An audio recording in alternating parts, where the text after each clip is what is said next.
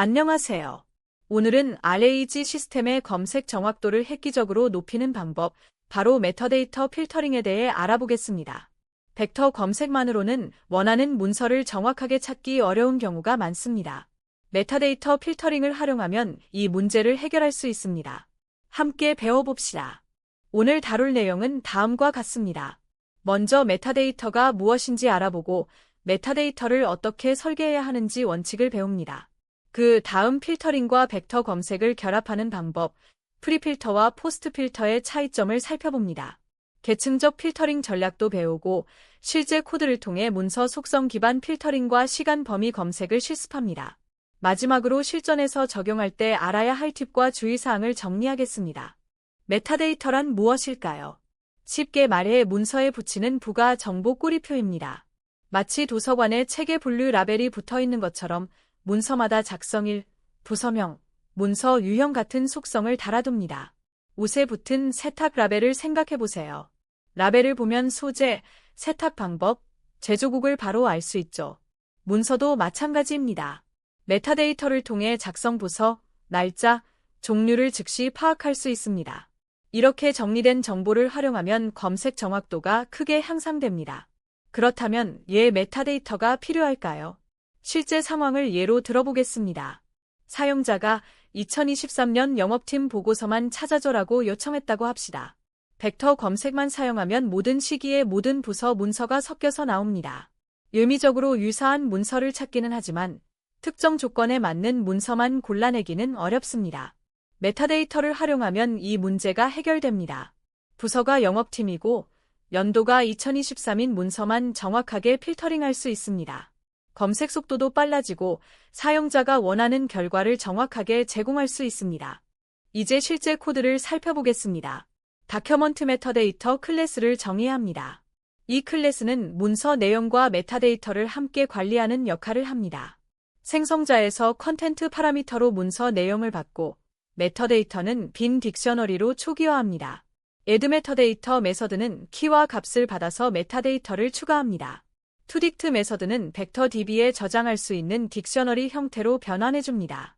이렇게 간단한 구조로 문서와 메타데이터를 함께 관리할 수 있습니다. 메타데이터 설계에는 중요한 원칙이 있습니다. 첫째, 실제로 필터링에 사용될 속성만 선별하세요. 혹시 필요할까 봐 수십 개의 속성을 미리 만들어두면 오히려 관리가 어려워집니다. 둘째, 데이터 타입의 일관성을 유지하세요. 날짜는 문자열이 아닌 데이타임 객체로, 숫자는 정수형으로 저장해야 나중에 범위 검색이 가능합니다. 셋째, 확장성을 고려하세요. 나중에 새로운 속성이 필요할 때 쉽게 추가할 수 있도록 유연하게 설계해야 합니다. 실제 실무에서 메타데이터를 어떻게 활용하는지 코드로 살펴봅시다. 먼저 문서 내용으로 다큐먼트 메타데이터 객체를 생성합니다. 그 다음 add 메타데이터 메서드로 속성을 하나씩 추가합니다. 디파트먼트에는 세일즈, 이어에는 2023, 쿼터에는 1, DOC 타입에는 리포트를 저장합니다.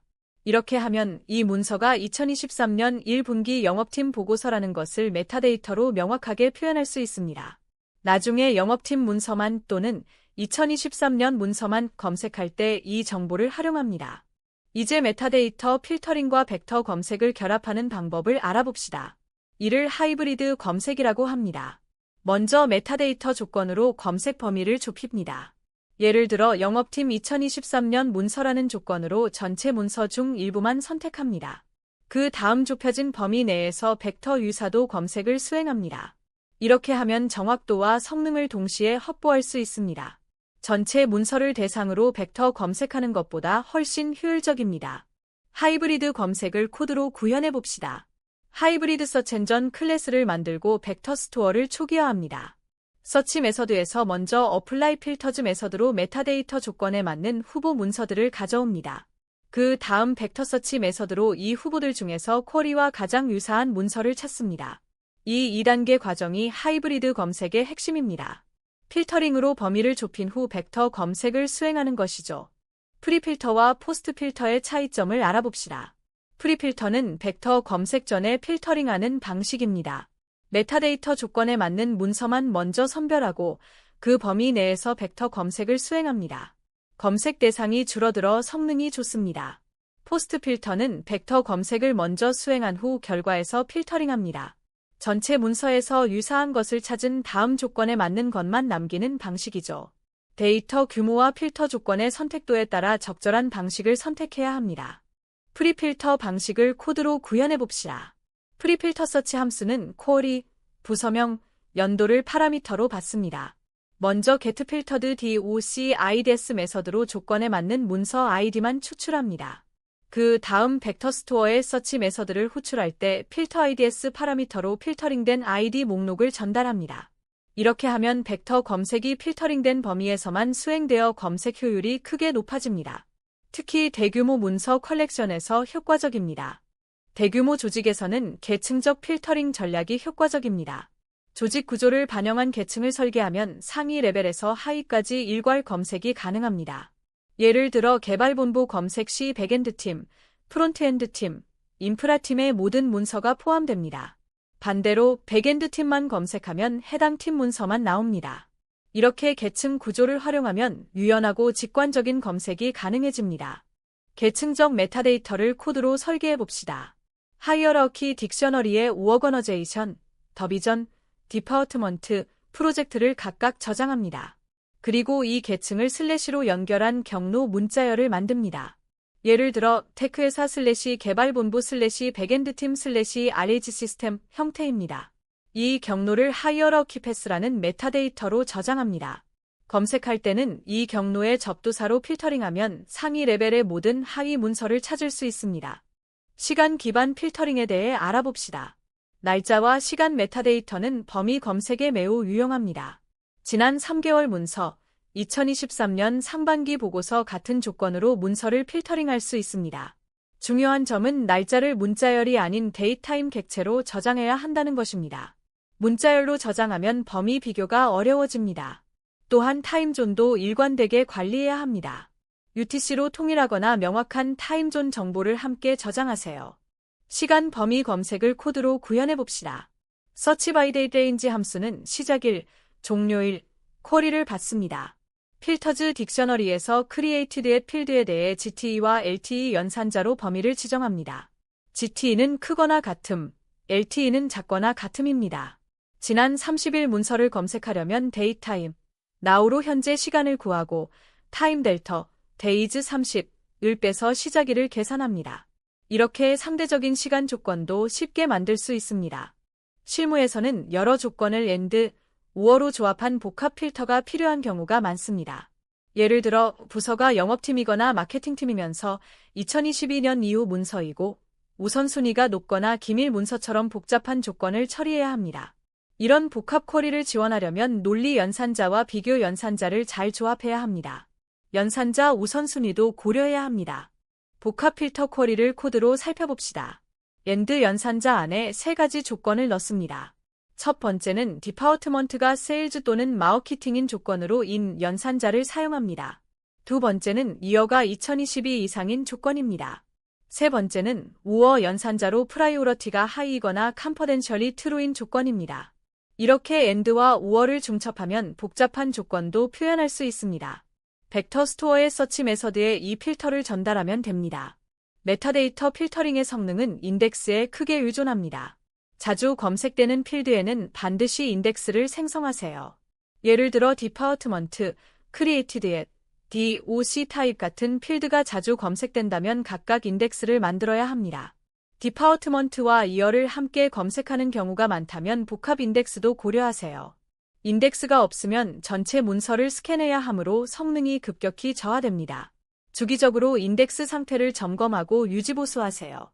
파인콘, 이비어트, 크로머, 크드렌트 등 벡터 DB마다 필터링 문법이 조금씩 다릅니다.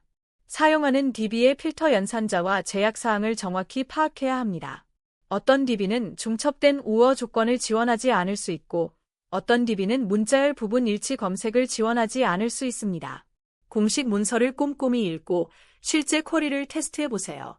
DB를 변경할 가능성이 있다면 필터 로직을 추상화해서 DB 의존성을 줄이는 것도 좋은 방법입니다. 파인콘에서 메타데이터 필터를 사용하는 코드를 살펴봅시다. 인덱스 키리 메서드를 호출할 때 벡터로 쿼리 임베딩을 전달하고 탑K로 반환할 결과 수를 지정합니다. 필터 파라미터의 딕셔너리 형태로 조건을 전달합니다. 디파트먼트가 엔저니링과 같고 이어가 2023 이상인 문서를 찾습니다. include 메타데이터를 true로 설정하면 검색 결과에 메타데이터가 함께 반환됩니다. 다른 벡터 DB도 비슷한 패턴이지만 세부 문법은 다를 수 있습니다. 성능 최적화를 위한 팁을 알려드리겠습니다. 필터 조건의 선택도를 고려하세요. 선택도란 해당 조건이 전체 데이터에서 얼마나 좁은 범위를 선택하는지를 말합니다. 좁은 범위로 좁혀주는 필터를 먼저 적용하면 성능이 향상됩니다. 자주 실행되는 쿼리의 결과는 캐싱을 활용하세요. 쿼리 실행 계획을 분석해서 병목 지점을 찾고 최적화하세요. 대용량 데이터에서는 사링이나 파티셔닝도 고려해야 합니다. 실전에서 적용할 때 주의해야 할 점을 알려드리겠습니다. 메타데이터 값의 정규화가 매우 중요합니다. 세일즈가 다른 값으로 처리되면 검색 결과가 누락될 수 있습니다. 데이터 입력 시 일관된 형식을 강제하거나 검색 시 정규화 처리를 해야 합니다.